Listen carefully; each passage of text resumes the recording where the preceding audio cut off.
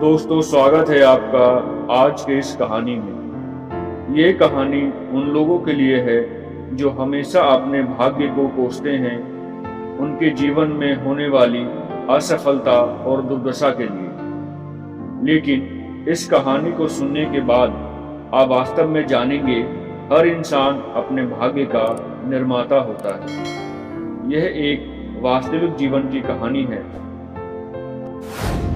प्राचीन भारत में एक बार एक घने जंगल में एक गुरुकुल था, जिसमें बच्चे अपने घर से दूर कई वर्षों से इस गुरुकुल में पढ़ रहे थे। गुरु सभी बच्चों को समान मानते थे और उन्हें एक ही शिक्षा प्रदान करते थे। एक दिन गुरु शिष्यों को पढ़ा रहे थे, तभी उनकी नजर एक शिष्य पर पड़ी जो ऐसे देख रहा था जैसे उसे कुछ समझ में नहीं आ रहा। गुरु उसके पास गए और उसे फिर से समझाया, लेकिन छात्र को कई बार समझाने के बाद भी समझ में नहीं आ रहा था। इसके कारण गुरु को अचानक बहुत गुस्सा आ गया और उन्होंने लड़के को अपनी हथेली दिखाने को कहा।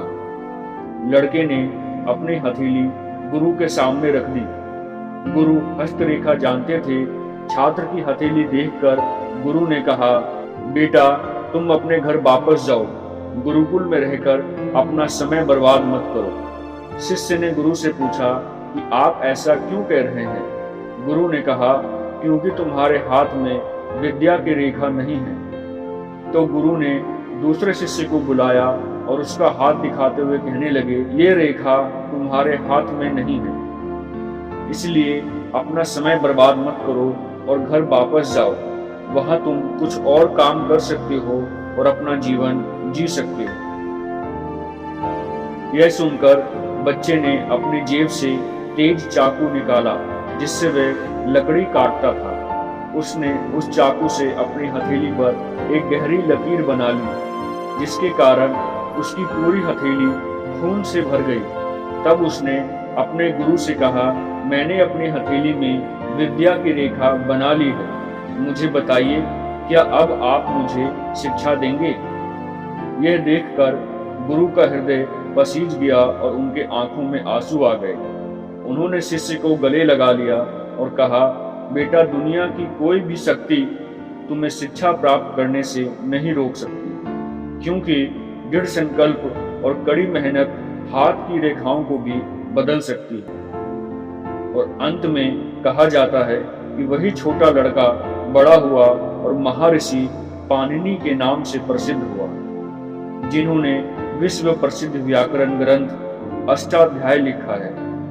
आपको जानकर आश्चर्य होगा कि इतनी सदियां बीत जाने के बाद भी इतनी उत्कृष्ट और संपूर्ण व्याकरण की पुस्तक दुनिया की किसी भी भाषा में नहीं बनी। ऋषि पाणिनि ने उस दिन अपने गुरु की बात सुनी होती और अपने हाथों की रेखाओं पर विश्वास किया होता तो शायद आज दुनिया उन्हें कभी नहीं जानती।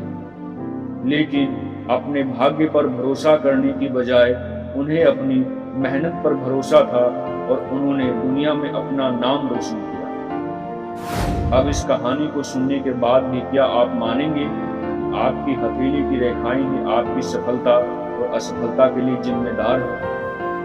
क्या हमारा जीवन इन्हीं रेखाओं पर आधारित है? अगर जीवन हाथों की रेखाओं पर निर्भर होता तो शायद दुनिया के कई महान लोग जो दृढ़ संकल्प और कड़ी मेहनत के साथ आज वे जिस मुकाम पर हैं उस मुकाम तक नहीं पहुंच पाते।